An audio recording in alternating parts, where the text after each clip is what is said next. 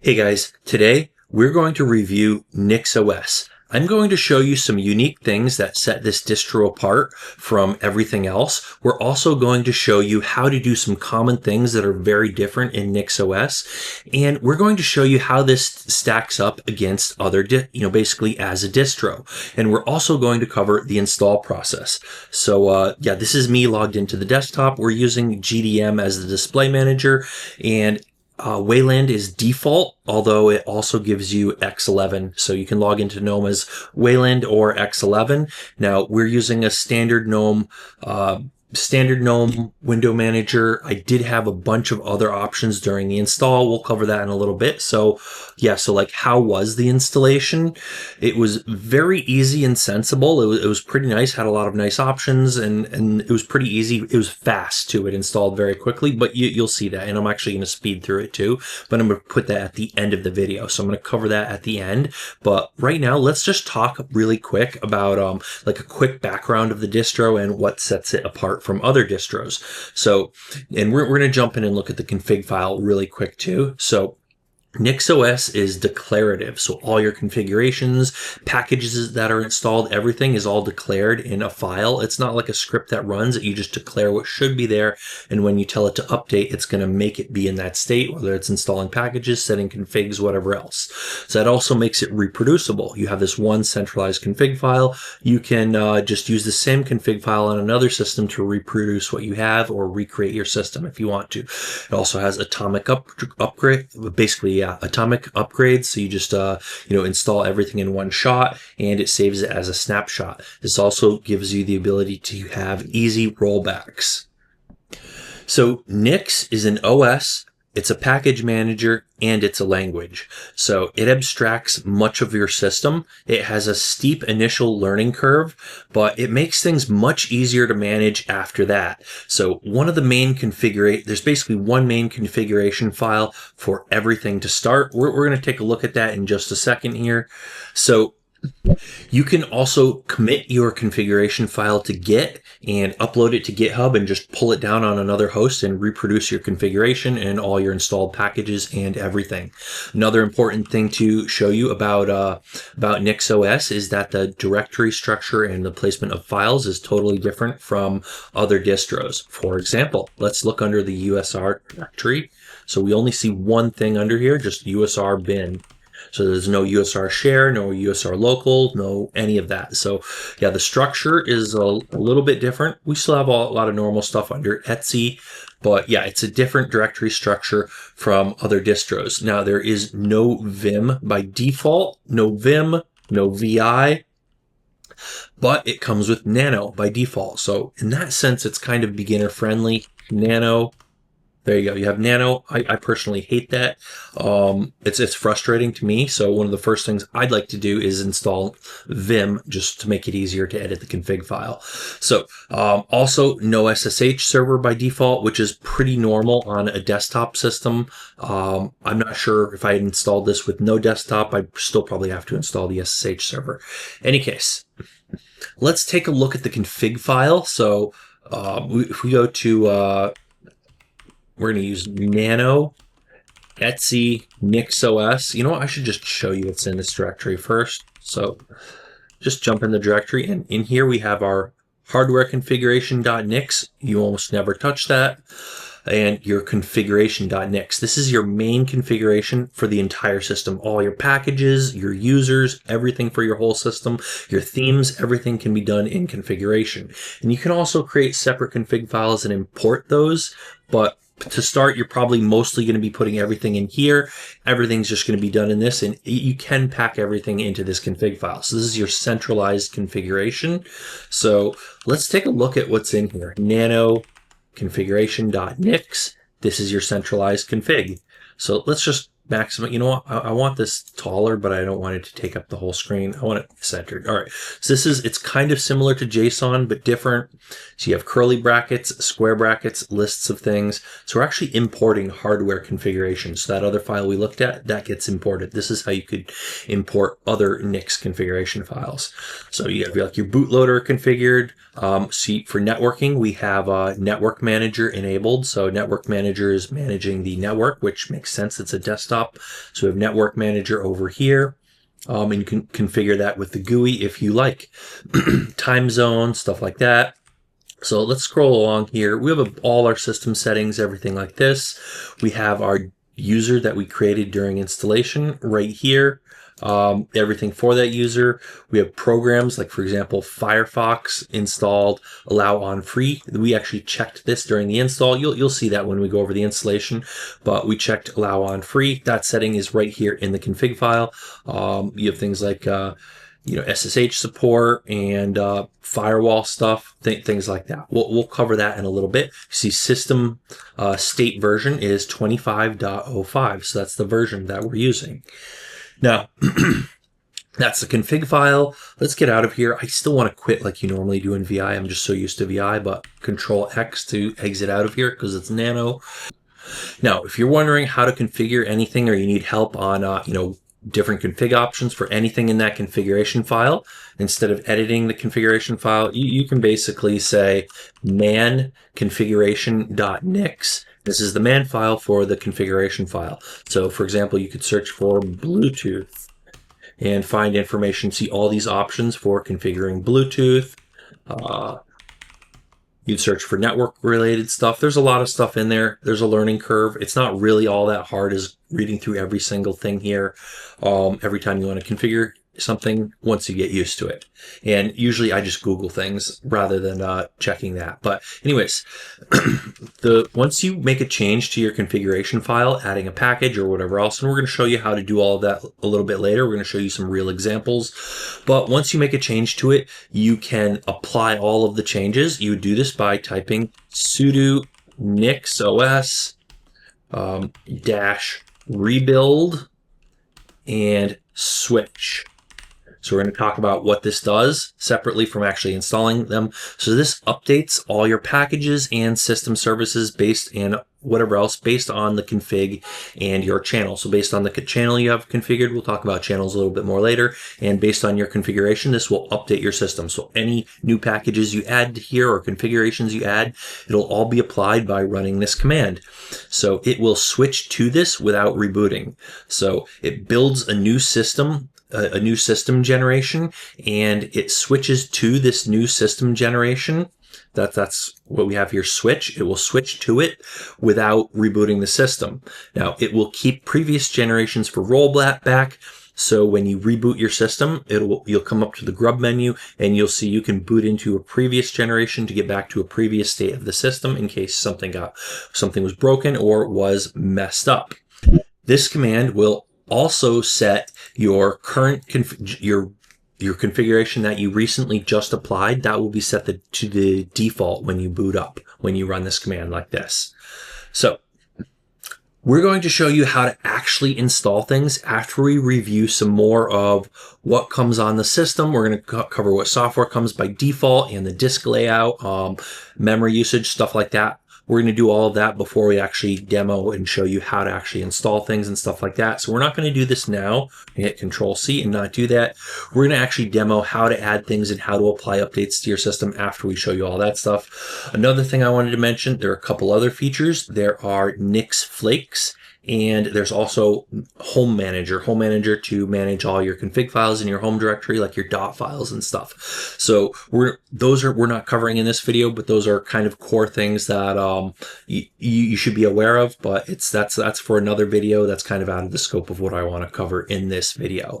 So next thing we should do is let's just check let's check the disk layout first. So gif-h, and here we go. We see we have our root file system. So we have SDA and SDB. SDB is and SDC. These are just USB drives plugged in. You can ignore those. We have SDA, and we have SDA1 for our boot partition. Nothing special there. That's pretty standard. And our root partition. Nothing too special there. And we see 4% disk usage out of 219. And we do have a swap on here. But we'll take a look at that in a bit. So let's, I did not, so one thing, I show you this during the installation process. You can choose no swap. You can choose swap, or you can choose swap with enough swap space to to hibernate. So in order to do that, you kind of need to have enough swap space, which is a lot, which is as much swap as you have RAM. So anyways, LSBLK to view the block devices on the system, 2 USB devices, and this is our SATA device, and 3 partitions. This is our swap partition right here, SDA3, and we already looked at boot and, okay, Nix store. SDA, is that right? All right. Okay, yeah. So, okay, we have Nix store and root on SDA2. So 2 file systems on SDA2. So that looks like some BTRFS stuff there. Let's take a look at our FS tab. You know what? I don't know if Nix has an FS tab. I should have figured this out before recording this video, but cat etc FS tab. And okay, this is generated. Okay, so this is a generated file. Don't edit it. To make changes, edit the file system and swap devices in your NixOS configuration file. That's as expected. Everything goes in that configuration file. And once you apply the changes in that file, it will apply them to your FS tab and actually make whatever changes need to be made. Now, boot obviously is VFAT, and your root file system is ext4. All right, that's interesting. I'm not used to seeing that. I know I've seen other systems where, yeah, you have more than one file system mounted on a partition. So I'm not sure what they're, this is something to come back to, but I'm not sure how they're mounting multiple file systems here. I know that's kind of a normal thing with BTRFS. Generally haven't seen people do it with ext4. There's probably some other mechanism behind that, but that's kind of interesting. So something worth revisiting. And that's basically all the file system stuff I wanted to show you. That's like the disk usage, not very high. Yeah, not very high. So a 200 gig disk, or showing up as 219, 4% used. That's not, it's basically only 8 gigs used. That's not a lot. It's not super lean, but we have a full desktop environment, full GNOME desktop environment on here. So it's not super tiny.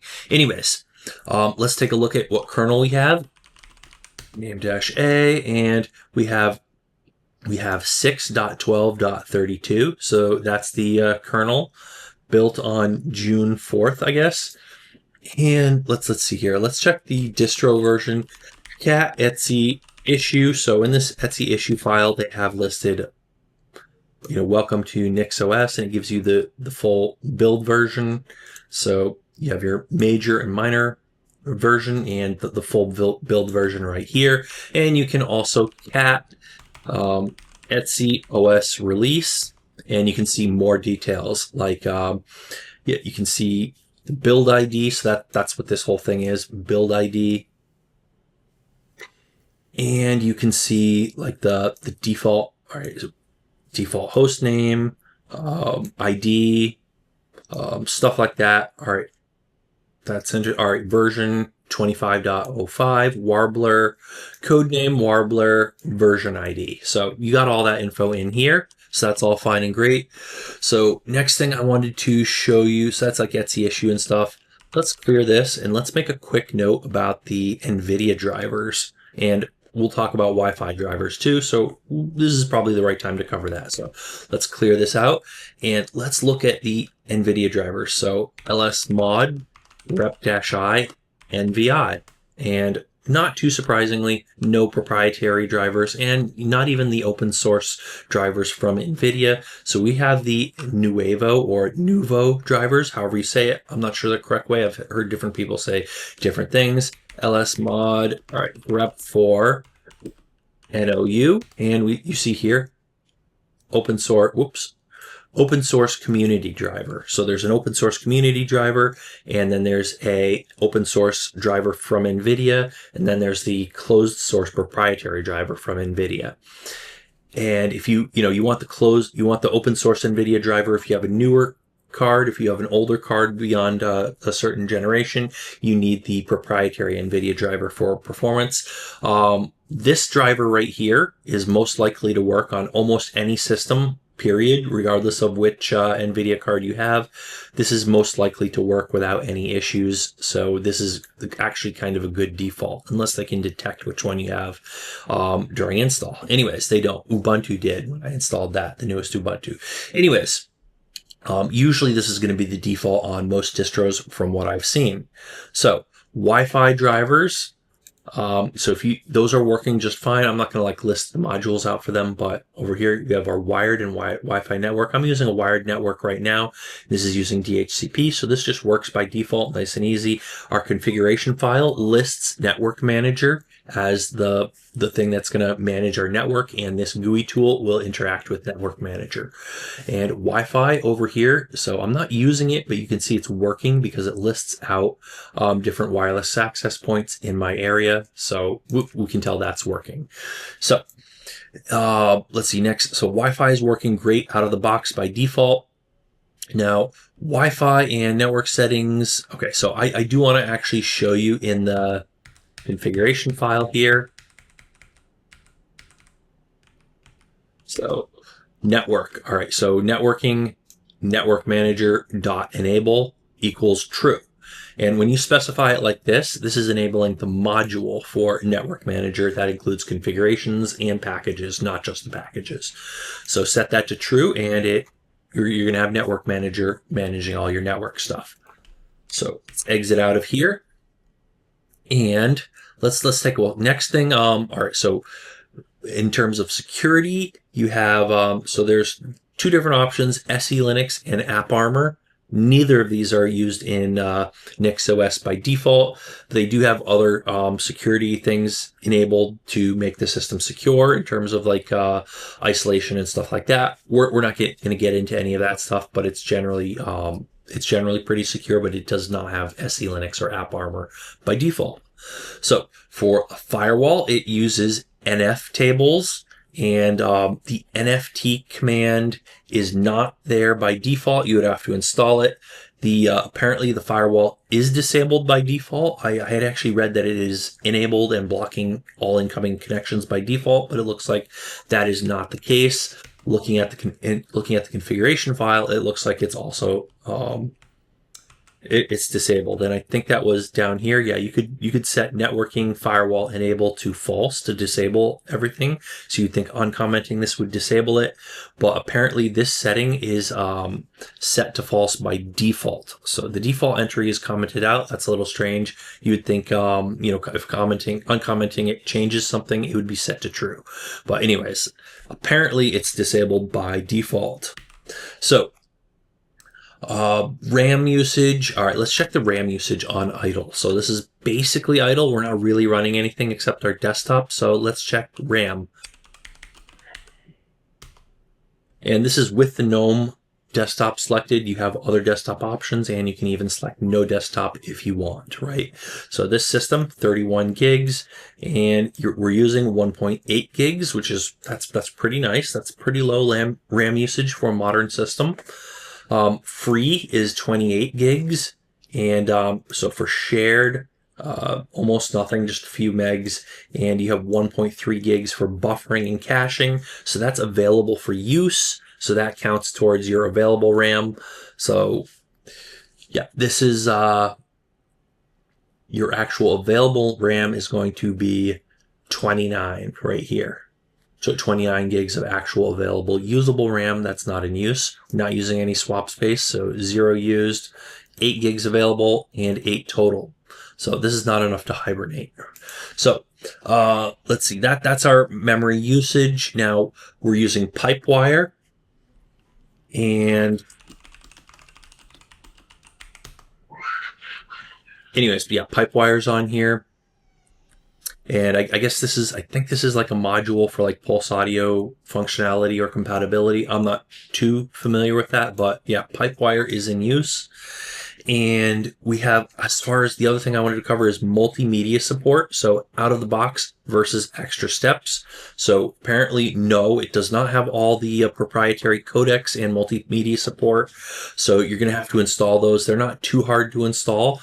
I'm planning to do a separate video on that. I have not tested that yet, but I'm going to test that and show how to install that in a separate video.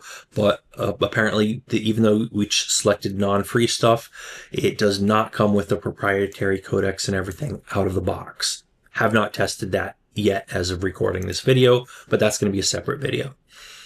Now, included software. Let's just go over the software that's included here by default. Now, this is going to be different depending on whether you choose KDE, Cinnamon, GNOME, or whatever else. But I went with GNOME, the first choice on the list of things to, desktops to choose when installing the system. And this is a software that comes by default with NixOS if you choose GNOME, right? So the terminal, we've got this GNOME terminal here. All right, about console, the GNOME project. This is GNOME terminal, right? Click on this, GNOME. All right, it's not saying GNOME terminal. I know it's GNOME terminal. Anyways,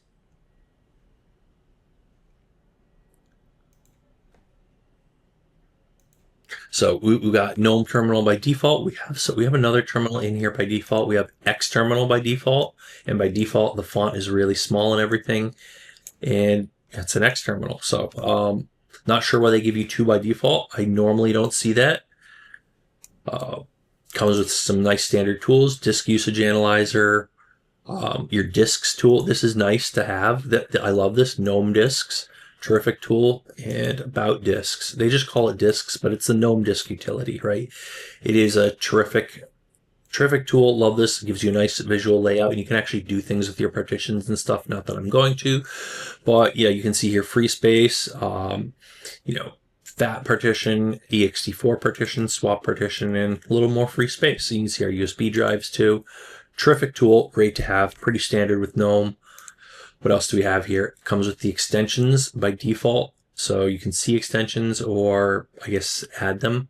This is a nice tool, but you would also need GNOME tweaks if you want to tweak things, but you should probably be doing that through the configuration file if you're on NixOS. For a file manager, you have your standard GNOME file manager here. You can basically, so you can navigate clicking the thing here, but you can also click here and edit this, which is nice. You just have to click here. You don't have to hit Control L or anything like that with older versions of GNOME. So this is a pretty recent version of GNOME. So, what else? So that's the file manager, the terminal. We have 2 terminals. Let's take a look at the text editor by default. So by default, you have a nice text editor here. This is the new one that replaces gedit. I don't know why they replaced gedit. Why they didn't just update it or whatever, but this is a new GNOME text editor. The default text editor, it's vaguely equivalent to gedit. So nothing too special there, nothing unique to NixOS. Now, another thing I'd like to point out, this comes with both Firefox and this other web browser. They just call it web here. I don't know why they had to do that. And drag Firefox down here and get out of here. So you can launch Firefox. Launches pretty quick, but I actually already launched it before, so I don't know if that's a fresh install speed. Set as default browser. You know what? Why not? Because funny thing, I would search for help on this, or go here and go to About, and it will open the About page in Firefox because Firefox is the default. It's kind of funny, a browser opening another browser because that other browser is the default. Kind of a funny thing, but anyways, yeah, this browser is something different. So let's open it in itself now. About Web. So I guess GNOME is just renaming this to Web. They renamed this tool to Web because they don't want to be creative with their names. I don't know. I hate how they do that. You go to the website for it. Epiphany. This is the Epiphany browser. It's not something new. I haven't seen this installed on, especially by default, on any Linux system in years and years, but I remember this from years ago when I used to use this. The Epiphany browser from GNOME. And I believe you used to be able to use Nautilus, and I believe that's actually what the file manager is here. File manager, all right, I shouldn't be getting into GNOME that much since this is more about, I've already covered this with other distros. All right, Nautilus. So we're using Nautilus for our file manager. And yeah, so files, and we're using the Epiphany browser. I think Nautilus used to be able to load web pages and work as a web browser and file manager. Now it's just it won't load web pages anymore. Anyways, so yeah, you get the Epiphany web browser by default. and the Firefox web browser by default. And I assume part of the reason for that is you have Firefox enabled in the configuration, and you would need that if you're using another desktop, but then the GNOME configuration just pulls in their browser by default as well. So it's kind of sensible, makes sense, and it's kind of nice to have those options by default. So other stuff that comes with this, you're not going to get GIMP by default, but basically no disk drive seen so far gives you GIMP by default. So no GIMP, but it's easy enough to install. We're going to show you that later also. Let's see, in terms of Office and stuff, we don't have a lot of Office stuff installed by default, which kind of makes us a little minimal, but yeah, we get basic utilities, file roller, stuff like that, image viewers, but no LibreOffice or anything by default. That's easy to install, but we're not going to do that in this video. So yeah, that's all the stuff that comes with it by default. Now the package manager is Nix. You can run an ad hoc command to install a package. I think it's temporary. Generally, you're not supposed to do that. You do it in your configuration. You just add the name of the package to your configuration. We're going to show you how to do that later, but package manager is Nix. Now, by default, it does not come with snaps or Flatpaks. You don't get those by default, although you can install Flatpak or snaps if you want to use either of those in addition to the Nix package manager. I'm going to actually show you how to use Flatpak in a separate video. Probably going to publish that video after this one, maybe before, but I'm going to have a separate video for Flatpak on NixOS. Now, in terms of a GUI store, you'll note, even though I have GNOME installed, there's no GNOME app store here because they just don't have the integration between that store and your your Nix configuration file. So if they will put a store in here, that would kind of mess things up and undermine the whole fact that you have a configuration file instead of running commands and having the store. It just wouldn't be right. And what would the store interact with anyways if it's not built to interact with this package manager? So yeah, no GNOME store on here. And I would imagine if you installed KDE, you don't have KDE Discover either. So yeah, no GUI app store or whatever. Now, we talked about drivers, so Wi-Fi works for me, open source driver for NVIDIA. Let's next talk about channels. So channels are, so a channel in NixOS is essentially a named snapshot of the Nix package collection, or Nix PKGS. Now, so it's like a named snapshot of it. So a snapshot of a specific version of NixOS at a certain point of time. They create a snapshot of that, and all your packages will be updated from that. They still apply like bug fixes and stuff to a specific snapshot. So the snapshot keeps changing and you get newer versions of that. So you can update to get the newest versions of things in a given snapshot. But a snapshot is basically like a version, or that's like your major minor version that corresponds to a channel. Also, you could just point to the unstable channel. We'll talk about that and updates in just a sec. So I wanted to show you real quick how you can list channels. So you can say sudo, whoops. So you can say sudo nix channel -- list.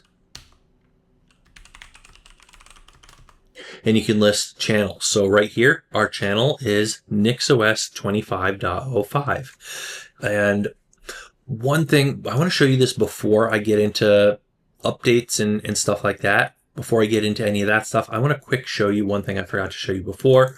All right, so if you go to settings, apparently, supposedly settings you set in here would be temporary and they'll be overwritten by what you define in your config file. So you can change between dark and light, and you can actually set dark style over here too. Now, from what I found, I actually don't like the look. I mean, I like my window being dark. I don't like the dark background. Anyways, so, and this is kind of nice. All right. Anyways, I would rather, okay. Now, where's the default wallpaper? All right, I'm not sure where the default wallpaper is. I think we're going to be sticking with this for now. All right, whatever. This is fine. I'm actually not sure how to set it back. I don't see that as a wallpaper. I think that was set by our configuration file. Yeah, the default snowflake wallpaper was apparent. I think so, or I'm missing something really obvious. Anyways, I guess we're going to stick with dark and with this wallpaper. That's fine. Now, supposedly what I read is that if you set this in here, it will temporarily set it. And then when you go in and basically if you reboot, it'll get reset based on your configuration. However, I tried setting this to dark before. When I tested this out, I bounced the system. It came back up. It was still set to dark. So the appearance was still set to dark. So apparently, you can save settings from this, and they aren't necessarily going to be overwritten unless I think if you explicitly set them in your, I think you would have to apply your configuration to have it overwrite whatever you set here. So think whatever you set here, when you apply your configuration, I think that's where it's going to change it. Bouncing the system won't change it, but applying your configuration file will wipe this out. It should, I think. I think that's the behavior. So anyways, we're going to set it to that now. You can still set it here if you want, just it could get wiped out, and you're meant to configure that in your configuration file, which is a lot more work than just quick, setting dark mode or light mode. That's a lot easier than going into your config file, but still it's nice to have one place to configure everything, pull down your config in a new system and apply it and not deal with any of that stuff once you set it and find what you like. So that kind of makes sense. Anyways, all right, so we were talking about channels and channel lists. So that's how you can list your channels. I only have this one channel here. This is my current channel, right? So we're going to next talk about updates. So to update your system, you would first say sudo nix channel -- update. Now running this command, I'm not going to run this now, but this would update your local pointer to the latest version of the channel. And it would basically the minor and major versions stay the same. You're still on the same channel, just the latest version of the current channel that you're on. And then if you run NixOS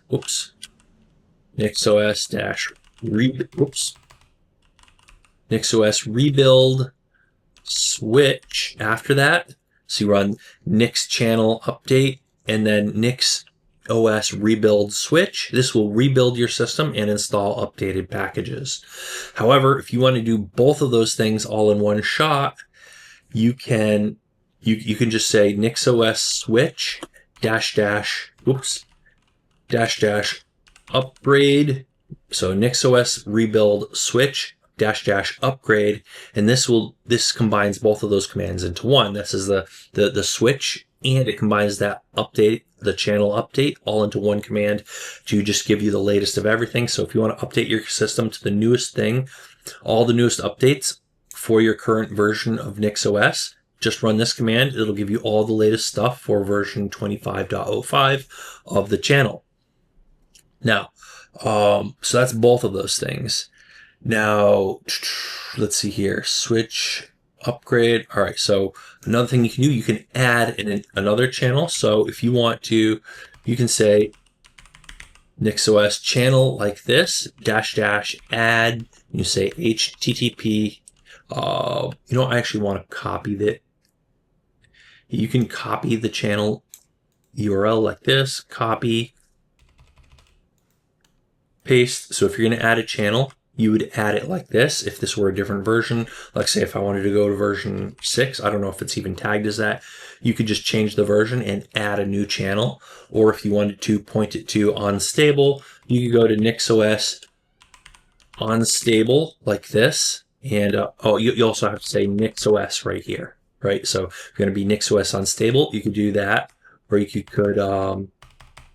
you could have it be 25.05 or 06 or whatever, right? So put your channel here and then just specify NixOS here. That will add the new channel. I haven't experimented with that a whole lot, but that's how you would upgrade your whole system to point to a newer channel, basically a new version of NixOS.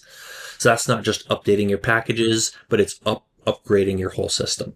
So another thing to point out about NixOS is in terms of rolling release versus point releases, NixOS, I guess, is considered a semi-rolling release distro. This is basically a blend of stable and current. So you get kind of the best of both worlds. And overall, as a distro, NixOS is considered very stable, especially with it's stable with how controlled things are and also with your ability to roll back if something does happen.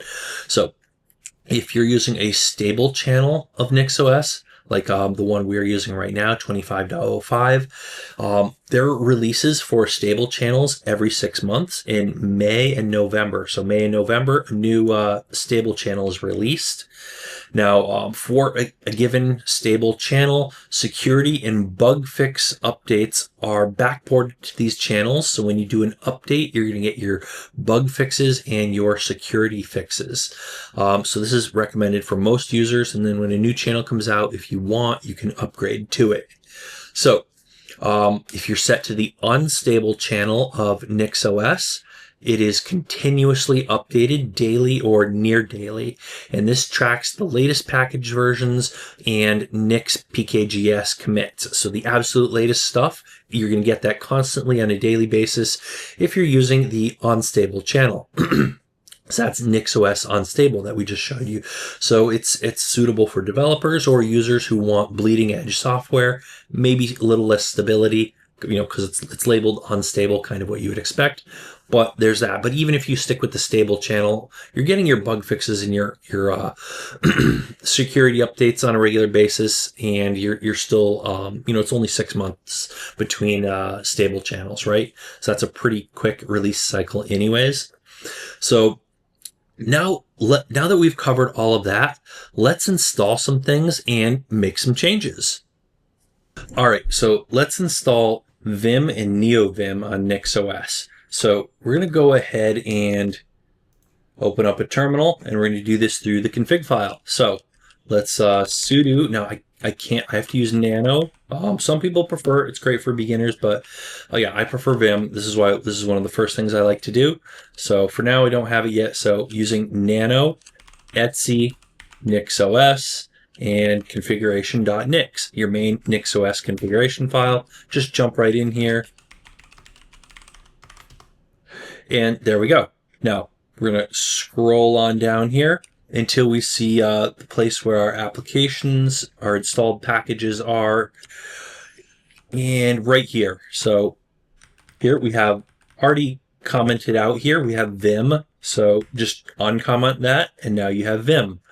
And you could put wget in there if you want. We're not doing wget today. So you have Vim, and then you have NeoVim. So we're going to install both of those. I just, may as well do both of these in one clip here. Now let's exit out of here, save the buffer, and we're good. So now we're going to apply the change. So we're going to say sudo, and I feel like I should maybe zoom in a little bit. I think this is I probably should have zoomed in before making the change in that file. Anyways, we're going to run NixOS-rebuild switch. And what this is going to do, this is going to apply the configuration file, install any packages or configurations. In this case, we're just adding 2 packages, and it's going to switch over to this new configuration right away. And then next time we boot up, it's going to be the default configuration. So I'm going to run this.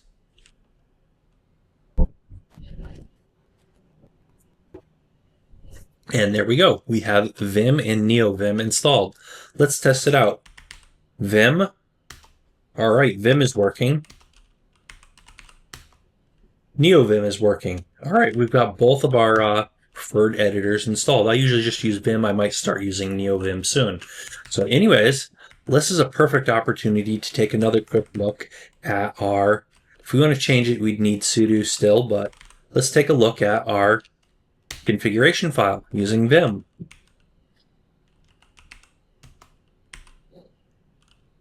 So right here, all right, we have user-specific packages, and right here, these are the packages we just installed, Vim and NeoVim. It switches in, when I try to highlight something, it switches to visual mode by default. I don't like that setting. I'm going to have to fix that, but for now, we're good. At least we've got Vim installed, right? You can use things like that. Oops. Yeah, you can delete the remainder of a line like that. I'm not going to save this because I didn't sudo to get in here. It has all the nice, searching and deleting lines and copying lines and all that. It's much easier than yeah, it's much easier for me. If you're a beginner and you're not used to Vim, it might be a whole lot harder for you. But anyways, that's how you that's how you install Vim on NixOS and NeoVim. So let's go ahead and install the GIMP, the GNU Image Manipulation Program. This is a good example to cover. So let's go ahead and edit this. Use Nano if you only have Nano. I have Vim installed. So sudo vim, edit your configuration file, and you're going to scroll down or search. Whoops.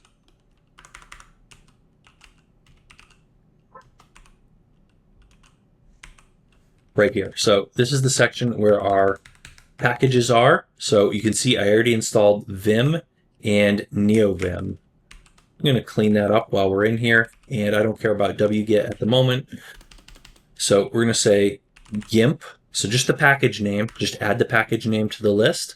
This is how you install packages. Just add the package name to the list inside system packages, unless you want something that's a whole module to be installed. So for example, Firefox is installed like this up here. You can say programs.firefox.enable equals true. What that does is it not only installs the package, but also installs some configurations and stuff like that. It tells it to install an entire module for Firefox. An entire Nix module is getting installed there. That includes the package. But if you're just installing a package and not a module, you are going to be using, you're just going to put the package name down here like we did with the GIMP. So let's go ahead and right quit. And now let's apply this. So NixOS, sudo NixOS-rebuild switch. And what this does, this is going to apply all the changes in the config file, install or update packages, and it's going to it's going to switch over and apply the configuration immediately. And also when you reboot the system, it's now going to be the current default configuration. So let's go ahead and apply this. And there we go. We're all done. We have installed it. So let's check and see if we have a shortcut for it. No shortcut as of yet. Oh yeah, here we go. So no icon, but we've got the shortcut. And it looks like we have an icon here for Vim. All right, that's interesting. Anyways, that doesn't matter. All right, so the GIMP is here, no icon for it, so it didn't stand out right away, but GNU Image Manipulation Program. Let's click on that. All right, GIMP 2.10. So I believe this version of Nix would have come out a little bit before GIMP 3 was released. I might be wrong about that. I forget off the top of my head, but it's a slightly older version. Yeah, GIMP 2.10.38. It's a little bit older. So there's basically GIMP major version 3 dot whatever is going to be the latest, and that has a lot. It's been reworked a lot. So, you can either use the unstable branch of NixOS if you want that, or use a Flatpak, either way. But yeah, this is we'll cover Flatpaks in a separate video. But yeah, that's how you install GIMP on NixOS. All right, so let's set up an SSH server on NixOS. Now, if you're running a desktop system, it's not SSHD is not running by default. And if you're running a system without a graphical environment, it probably doesn't have it by default anyways. But we'll show you how to install and get this service up and running. So let's edit our configuration file, etc NixOS configuration.nix. And we're actually going to search for Open SSH. Okay, there we go. Services Open SSH enable equals true. This line is commented out, right? So all we have to do is uncomment the line, right? So go ahead and uncomment that, and let's give it a shot. Now, if you have your firewall enabled, you might need to allow a port, but this is our firewall is disabled at the moment. So we're going to go ahead. All we have to do is uncomment this one line. And let's go ahead and enable this. So let's do our NixOS rebuild switch to apply the change. And there we go. So let's test this out. Let's see here. I'm going to try SSHing to the system from the same system first, and then I'm going to try SSHing from a remote system. So SSH to the current host. Yes. All right. and it works. I can SSH to the same host I'm already on, so we can reach it. So let's try to reach this over the network. Let's check my IP address, and here we go. It is 192.168.3.231. So let's try to connect to that from another host. All right, so let's try to connect to this from this Mac.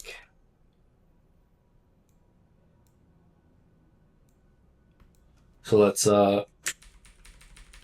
increase the terminal size, and let's SSH in 192.168.3.231. All right, it's in my known hosts. I already have that. All right, so I've removed that from my known hosts file off camera. So let's go ahead and SSH into this host. All right, so yes, we want a new fingerprint because it's the first time logging in, and we're logging in as user 1. That's fine. There we go, NixOS. So we are logged into our NixOS system from a Mac.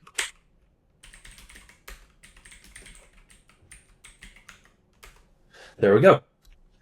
And that's how you install and set up an SSH server, an open SSH server on NixOS. This is going to be more useful if you are running a server, but sometimes you want to log into your desktop remotely. It's also useful for that. All right, so let's add a second user to, basically this is how you can add a user to the NixOS system, a new user. So we are going to, unsurprisingly, use our configuration file. So we're going to vim into our etc NixOS configuration.nix.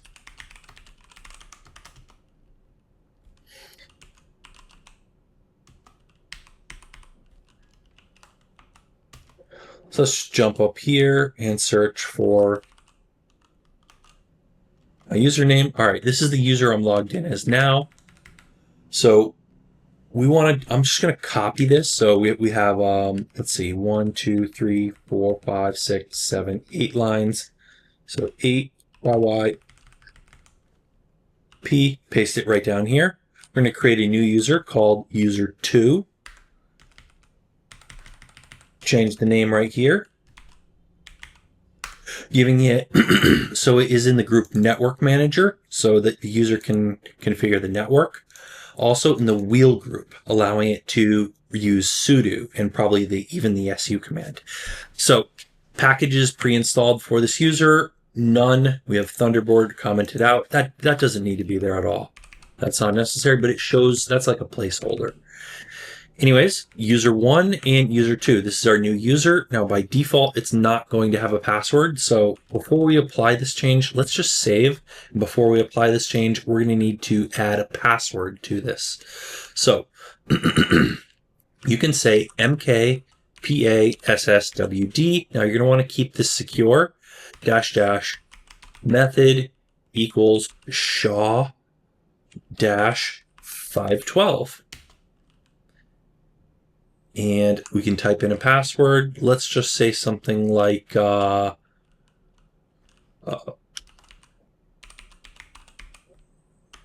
it is not displaying it on the screen, but all right, here's our password hash. So I put an insecure password in there. It generates this hash. Now the actual clear text password itself is never stored on the system. This password hash, you still don't want to, like, someone could get this password hash and they can't use this to log in. If someone's able to type the password, it goes through, the encryption method with salt and all that stuff. And the resulting hash is the same as this. The system knows you have the password and will let you in. So this can be used to verify that someone knows the password, but this can't be used as the password. So if someone steals this, they can't use it as the password.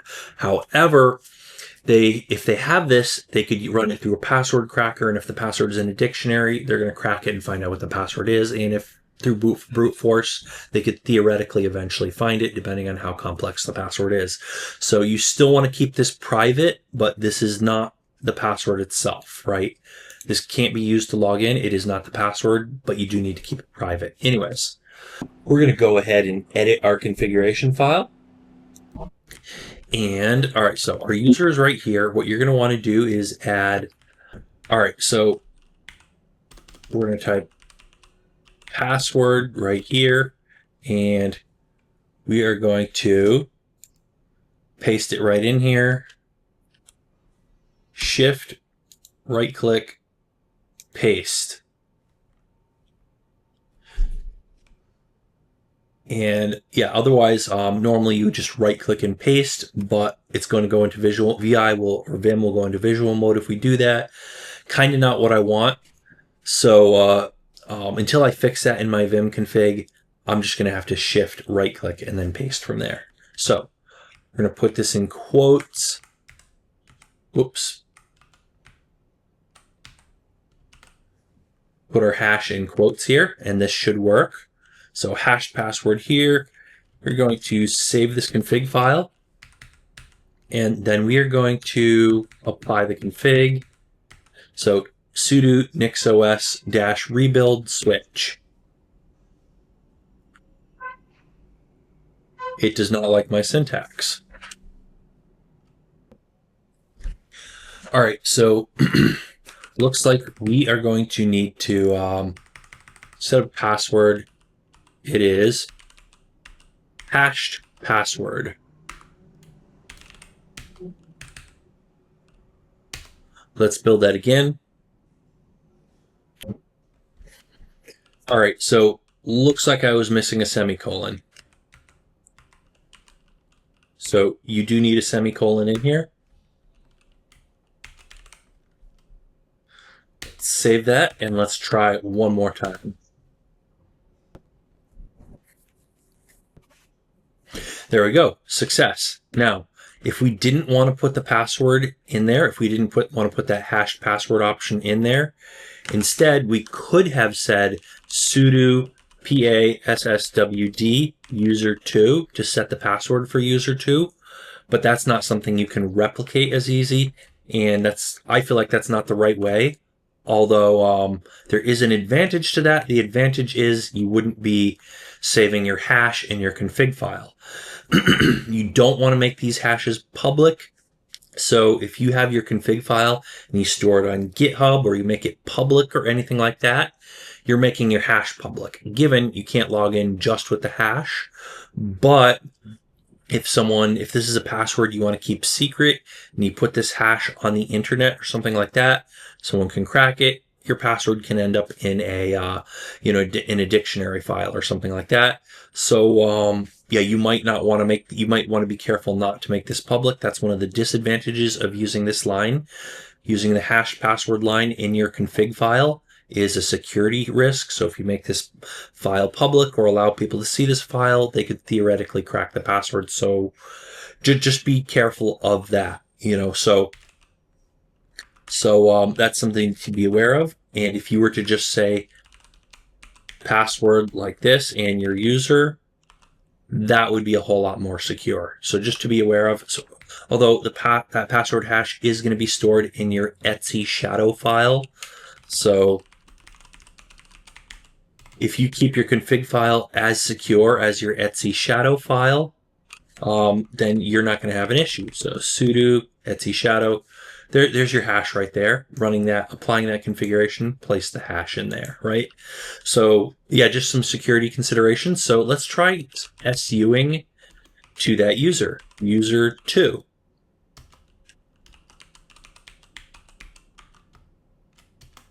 There we go. We are now user2. So we can log in as that user, but that's not enough. I'd actually like to see if I can log in on the desktop as that user. So let's log out. And here we go. We have the option for user2.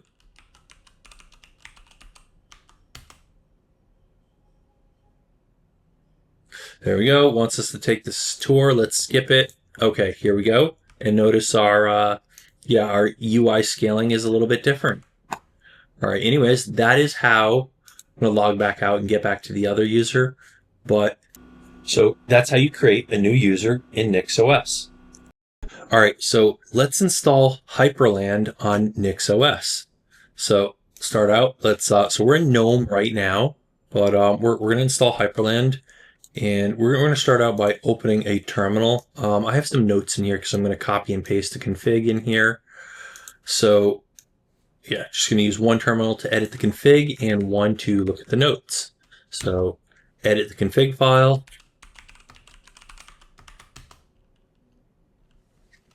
And let's see here, go down to where our packages are installed, and I'm going to go ahead and take a look at some notes.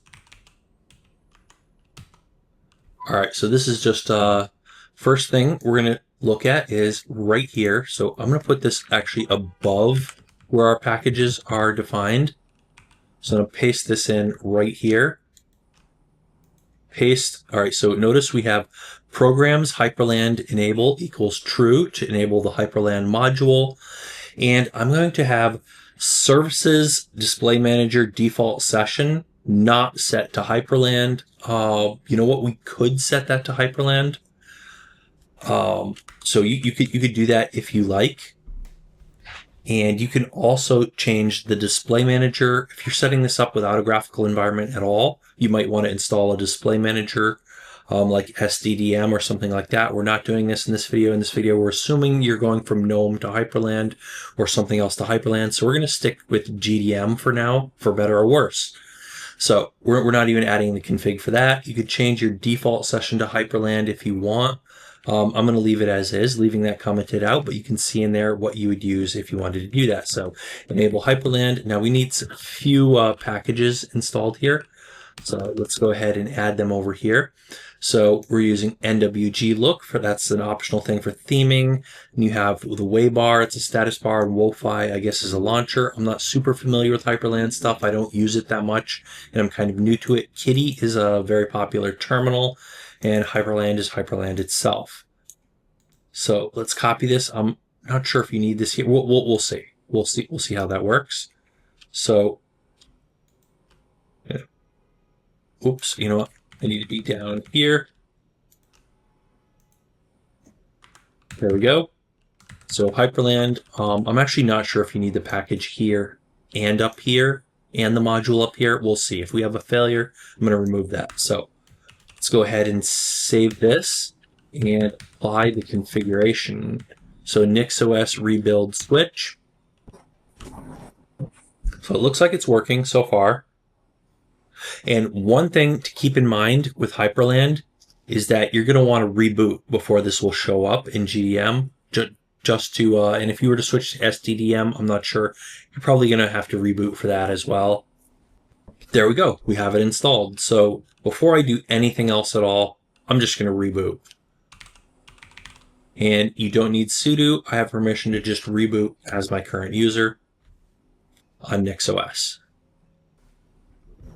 All right, so here we are. We are ready to log back in. So what we're going to do in GDM anyways, you click on the user, and once you've clicked on the user, there's a little gear that appears in the corner, the lower right corner here.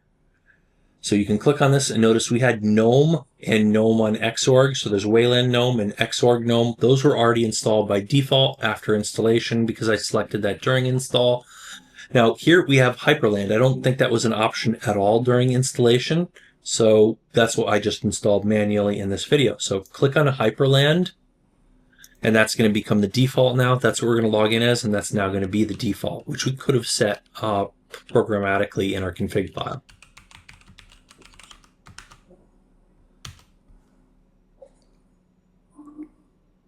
Logging in here, let's see if this works. Okay, there we go. So for a second there, my capture card cut out. I guess logging into this, for a second there, my capture card cut out. So in the video, you might have seen that. It's not exactly what I saw on my actual screen. So yeah, welcome to Hyprland. All right, thanks. That's all fine and great. So you basically, with Hyprland, you just get this blank screen with nothing here. All right, I don't even see the bar at the top. That might not be working. All right. So basically you can't do anything. You can't right click or anything. You might, if you want to do any of that, you might want to install additional software or different additional packages. This is pretty minimal what I have here, but what you want, if you want to do something, you can say window button or the super key and Q. and that's going to open up a terminal, which by default is going to be Kitty. Now there's an actual configuration that will, there's a Hyprland configuration that is the default Hyprland configuration that tells it to do this. We didn't configure that at all in our configuration file for NixOS.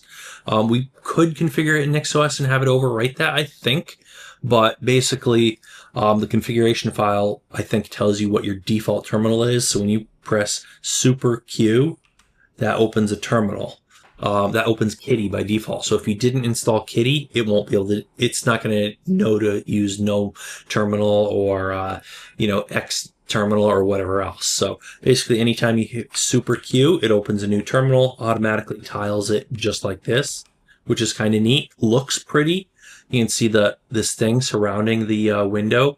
You can see it's light blue at the top, light greenish at the bottom, like aqua green, whatever you would call that, aqua green. But it automatically resizes things like this. Now you can click on them to use this, and all right, whatever your mouse is over, that's what you're typing in, so you don't even have to click on it really. Now you can switch. You can switch where a window is, like I think super and the arrows are going to switch between windows. I'm not doing a whole Hyprland tutorial and showing you how to use Hyprland in this video, but this is how you do this. That's how you switch between windows with the keyboard. You use the arrow keys and the super key, right?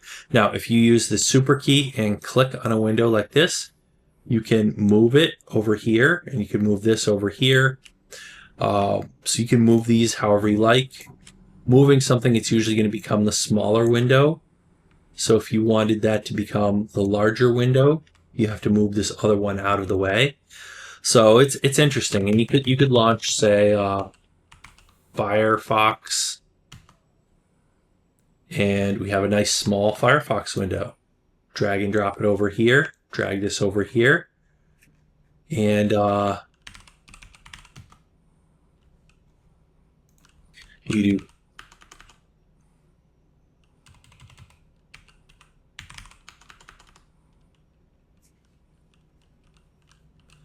Let's say I know GNOME. I know the GNOME terminal is going to fail in this, but let's see if GNOME System Monitor will even run. Yes, it works. All right. And let's drag this guy out of the way here. Place it right down there. So we got our GNOME System Monitor running up here. That looks nice and pretty.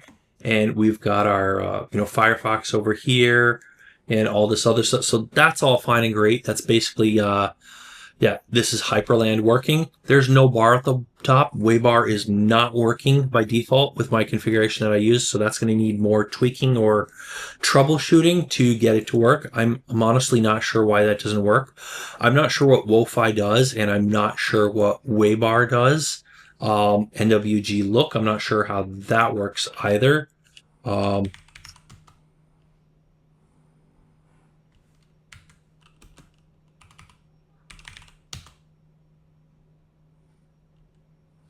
All right, so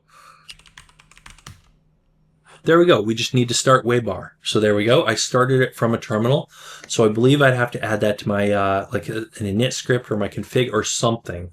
I have to do. So this is nice. It gives me network info up here. That's kind of cool. That is pretty cool. Some all right, analog audio. All right. Anyways, that's interesting. I think these are characters not displaying properly, but yeah, I think there's supposed to be characters here and they're missing. So if I installed another package or configured something else differently, I think I would get more useful information up here at the top. So this is not configured properly. I need something to actually launch WayBar. I'm not sure how to use Wo-Fi at the moment. And there you go, though. That's Kitty and stuff. I wonder if NWG Look. I wonder if that's something I can launch that. Okay, there you go. So I'm going to drag this over here because that's pretty important actually. So NWG Look, icon theme. All right, icon theme we only have this one icon theme. I guess we could install others. Yeah, this is what came with GNOME. Mouse cursors. We could, yeah, just one we have installed right now. Fonts. I guess we could change some things with the fonts. Other, our UI settings, toolbar style, text. Yeah, so I'm not even seeing the toolbar at the moment. So I'm not sure how to do that. Preferences. Whoops. Move these out of the way. I am not used to a tiling window manager. I'm more of a GNOME KDE Wow. Alrighty. Alright. Anyways. Preferences. Alright. Here, files to export. Alright, so you could configure things in these files, and that's about all I'm seeing. So yeah, this is great for configuring things, but yeah, I'm not sure what else we could do unless we installed some more themes. So there's a lot more to do to get everything working properly in Hyprland. So you're gonna have to poke around and tweak it a whole lot. This is as far as I'm going with this today. So there you go. At least I've got it at least mostly installed. This is Hyprland. Real simple, incomplete installation. All right, so this is what the NixOS grub menu looks like. So you can see the generations. This was the first generation right here. And the generation 6 is the current generation. So that's the latest one. That's the default boot target. So this is what we would boot into. If something breaks and you want to boot into like the older version just before this, you could boot into generation 5, or if both of them were broken, generation 4 or whatever. If you want your original configuration, boot right into generation 1. So if something breaks and you want to boot into a previous generation, that's how you do it from the grub boot menu. Also, if you're logged in and you just want to change the default generation, you can run a command to change that as well. You can roll back to a previous generation.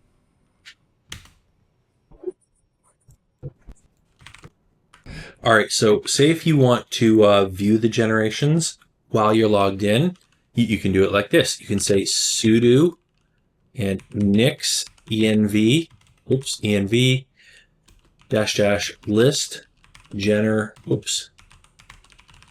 list generations. And you're gonna have to say -- profile. I know this is really verbose. Nix var nix profiles system. So you're going to have to specify the system profile, list generations. And there you go. You see we have 6 generations, and this right here is the current generation, number 6. So from the boot menu, had we booted into one of these other generations, like generation 5 or 4 or whatever, we could just do our regular, we could just do our regular NixOS apply and switch the configuration like we normally do when we make a config change, and they would make that the current configuration. But if you're already logged into the newest generation, like generation 6, and you want to roll back to 5, you can use the rollback command. So you can say sudo nixos rebuild switch -- rollback, like this. And this will roll you back to a previous one. So rolling back 6 to 5. Check the generation. Whoops. Yeah, check the generations, and it shows you there's 6 of them. The current one is what we're on 4. So you could roll back to the previous state of the system. Now, we could have just selected 5 at the boot menu and just applied our configurations like we normally do, doing a regular, sudo nixos rebuild switch. That's another way to do it. Now, after we've done all of that, let's take a look at the install process. This is going to take just over 3 minutes. Let's take a look at the install process. That's not the last thing in this video, but let's jump right in there now. We're going to be installing NixOS 25.05, and we're starting out by just selecting the ISO from the Ventoy boot menu and selecting the default GNOME desktop for the installer. So you're going to watch it boot up into the installer here. So we have a live desktop here. It gives us this welcome to NixOS installer. And from here, we're just poking around a little bit. So we're in a live GNOME desktop. So first thing we want to do is change the display settings. Now we want to change the GUI scaling. So we have a 4K display, and 100% is the text is going to be way too small for this YouTube video. So we're setting it to 300 just for the installer. So we're going to select our time zone. We're going to select English US, and we're going to type in our username. So like a real name and then an actual username, enter in a password, requiring strong passwords and no automatic logins or anything like that. So put in a regular password, and then we're going to add a password for the administrator account. So typing in a password right here. And it's really great how this installer is organized into different sections, and you can easily switch between them. Really great layout here. So moving on, we have a good selection of desktops that we can choose from. And like we have GNOME, KDE Plasma, XFCE, Pantheon, Cinnamon, Mate, Enlightenment, LXQT, Budgie, even Deepen, and you could even select no desktop at all. Particularly good if you are setting this up as a server. So we're going to go with GNOME just because it's a good comparison. A lot of the other distros we've done recently, and see here, we're going to check allow on free software. And since a lot of the other distros I did recently, I've used GNOME as well. I just want to kind of compare it. So anyways, we're going to choose erase the disk because we're just going to wipe out everything that's already installed there. You can see down below it. We have the option to encrypt if we want to. We're not going to choose it.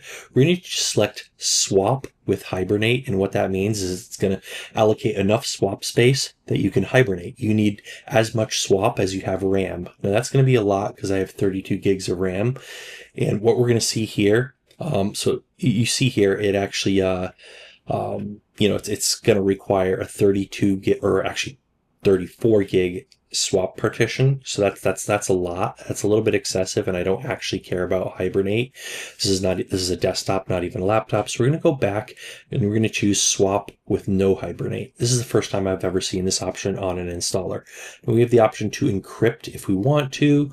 We're not encrypting at this time. Now you see the before disk and the after disk, which is also kind of neat.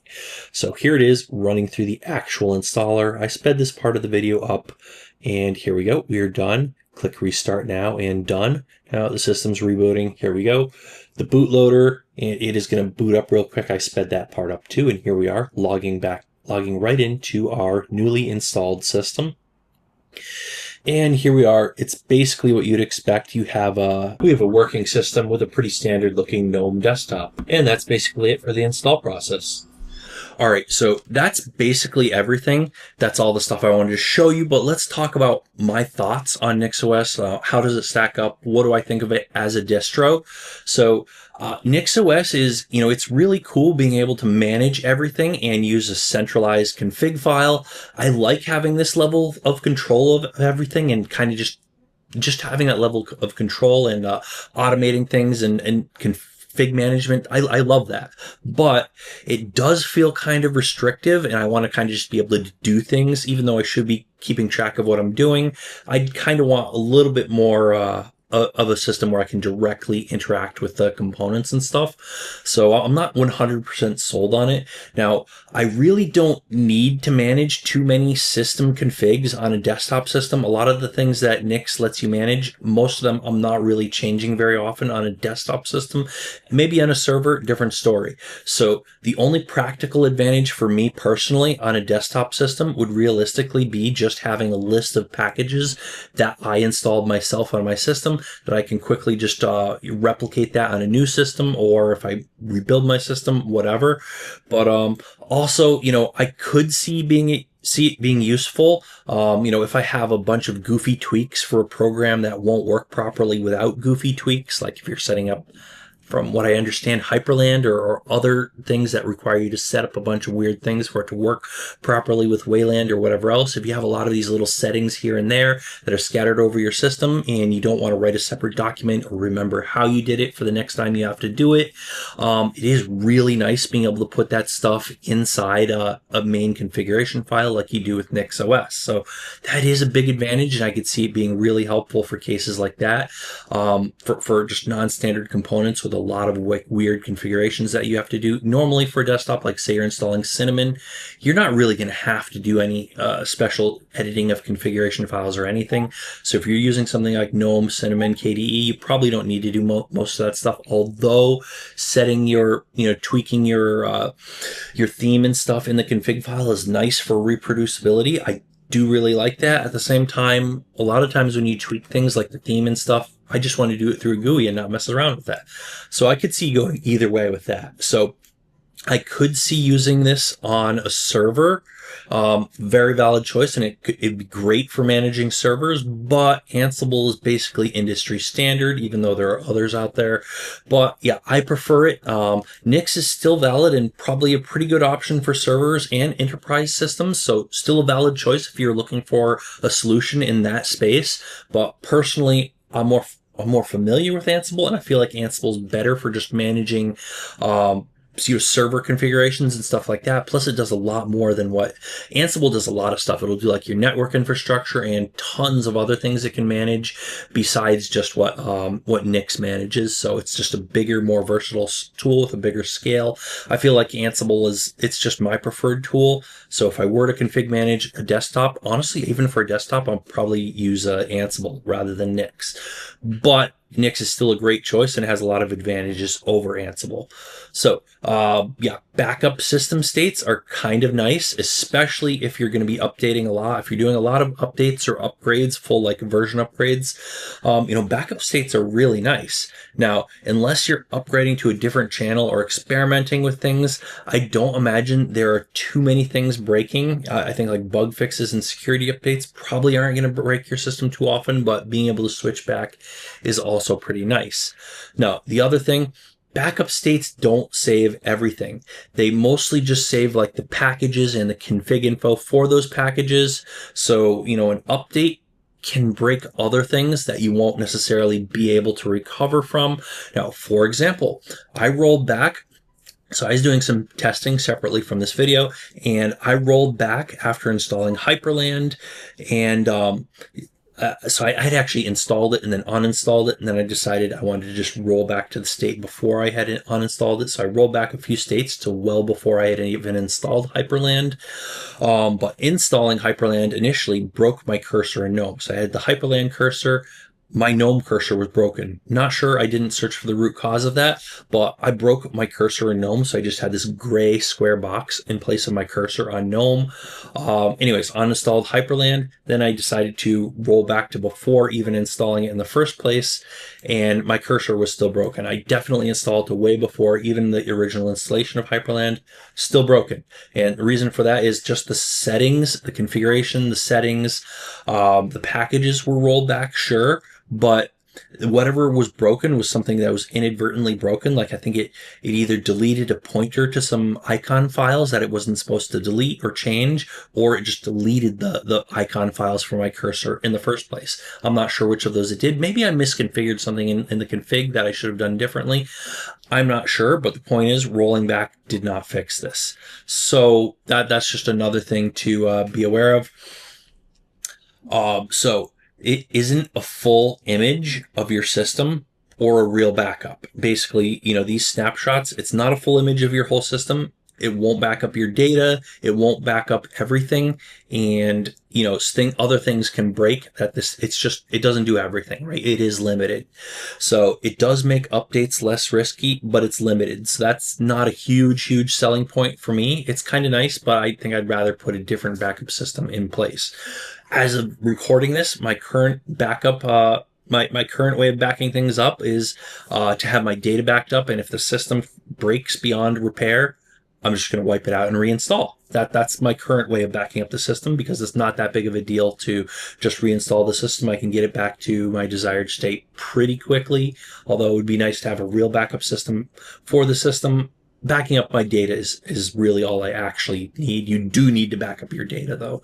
So most of my data gets shipped off to a NAS and then a backup NAS. But yeah, there's that. So anyways, that's it. That's everything I wanted to cover with NixOS. I don't think like NixOS is pretty cool. I don't think it's something I necessarily want to daily drive. There are a lot of ways you go back and forth both ways, but I don't think this is what I want to daily drive. As much as people will hate to hear me say this, I think if you want something that just works, of course, that's not what you're going with NixOS. This is considered a quote unquote advanced distro. But if you want something that just works, I still think it's, I think your best choice is probably Ubuntu, honestly. And if you don't like snaps, MintOS. I think Ubuntu works a little bit better, getting your NVIDIA drivers in there by default. But yeah, both of those are good options. Ubuntu is still I think it's the winner. I know it gets a lot of criticism and it's controversial to say it. I still think it's good for a system. If you just want to get work done and you want something practical, there's Ubuntu. That said, NixOS is a great choice if you want this level of control and stability. It's great. If you want an experimental system or something where you do a lot more tweaking to get more performance or customization or whatever else you want to customize more than you can easily do with Ubuntu, Gentoo. I think, there's Arch too. Arch is great if you don't want to be compiling stuff like you do in Gentoo. Of course, Gentoo, you could do binary packages, but really a lot of the issues with building things on Gentoo are not as big of a deal as people make it out to be. You can compile things in the background, stuff like that.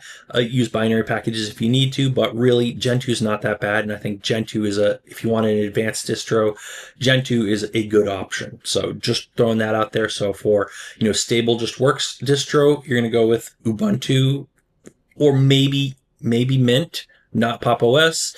Pop! OS is great, but not your just works distro. And if you want an advanced distro, I'm saying, probably Arch. You got Arch, Gentoo, or NixOS. It depends on your personal preference, but I'm leaning towards Gentoo. Now, I should mention LFS. LFS is great, but that is not a pre-built distro. That's you building your own distro, which is great if you want to get it to the point where you can maintain it and stuff. That's great too. Anyways, that's everything I wanted to talk about for today. You're going to want to make sure you're subscribed to this channel because we do a lot more Linux stuff. We have some more NixOS videos coming out you're not going to want to miss out on. And we're doing a lot more Linux stuff. We're still touching on Mac OS and Windows. I still have plenty of stuff for that planned. We can do some PowerShell videos, stuff like that. We can do coding. We do hardware, software, PC builds, servers. We're doing like Raspberry Pis, electronics, robots, 3D printing, networking, all that great stuff. So if you don't want to miss out on that, make sure you're subscribed and also click the bell icon so you actually get updates when we come out with new videos. And you might want to give this video a thumbs up if you enjoyed watching this. If you watched this far, maybe give it a thumbs up. Definitely subscribe though, and leave a comment down below with what's your favorite distro. We do want to hear from you. Have you tried NixOS? What was the experience like? Which distro is the easiest? Which one do you think is the best distro? For your use case or someone else's? Leave a comment down below. But that is about it for today. So thanks for watching, and we'll see you guys on that next video.